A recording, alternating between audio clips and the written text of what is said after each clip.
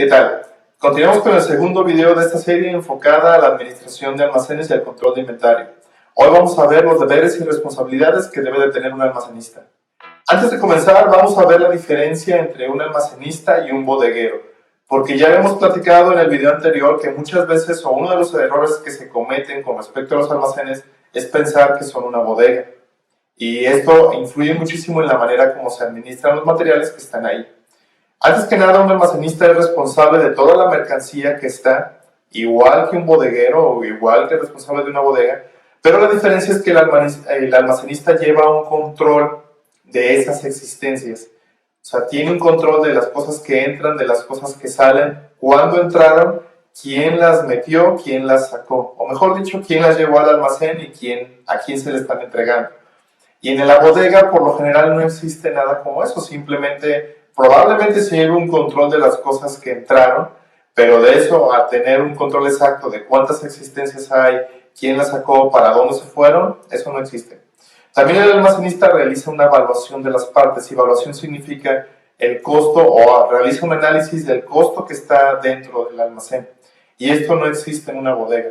Estas dos diferencias fundamentales o estas diferencias que son fundamentales son importantes que tú analices en tu empresa si se están llevando a cabo o no. Y dentro de ese concepto de análisis que debes de hacer, antes de que pasemos a ver los deberes y responsabilidades, es importante que veamos lo siguiente.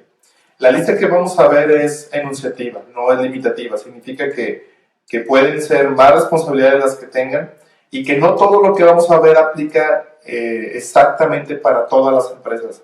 Como siempre, cada empresa es diferente, las situaciones son diferentes, pero los puntos que vamos a ver a continuación son generales y van a aplicar para la mayoría de las situaciones. La cantidad de personal que tú tienes en tu almacén va a determinar cómo las siguientes actividades o responsabilidades que vamos a ver deben de ser repartidas.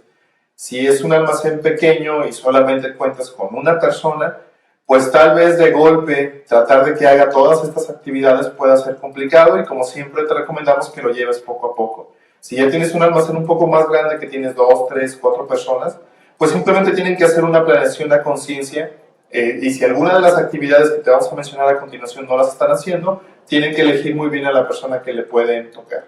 Pero todo lo que vamos a ver, digamos que son mejores prácticas y es lo mínimo que se debería de realizar en cualquier almacén para que se lleve un control de las existencias de manera adecuada.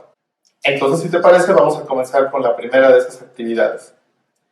Pues la más importante y la que es más lógica, pues es la recepción, el resguardo y la entrega de mercancía.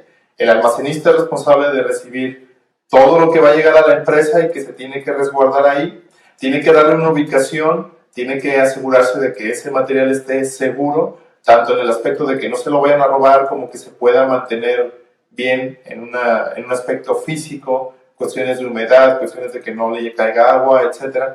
Y obviamente es responsable de entregar esa mercancía a quien le corresponda. Entonces recepción, resguardo y entrega de materiales es la primera de las responsabilidades. La segunda, anotar todos los registros de movimientos que tienen que ver con las entradas y las salidas y obtener saldos de existencias y evaluar inventarios.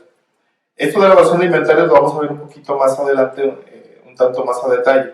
Pero aquí lo importante es que el almacenista es el responsable de llevar un registro muy exacto de todo lo que entra y todo lo que sale.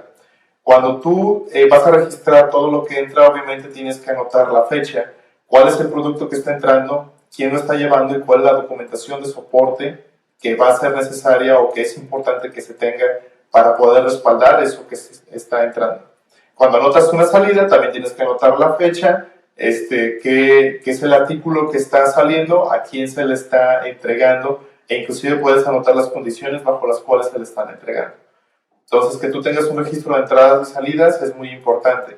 Si tú no tienes un sistema informático que te ayude a agilizar esto o hacerlo de una manera más práctica, lo puedes hacer en Excel. Realmente no es tan complicado. Y en los siguientes videos de la serie vamos a darte muchos tips, herramientas, ejemplos de cómo se puede hacer este registro de entradas y salidas. Cuando hablamos de evaluación de saldos de existencias, pues significa que tiene que tener actualizado cuánto es lo que existe en el almacén en un momento determinado.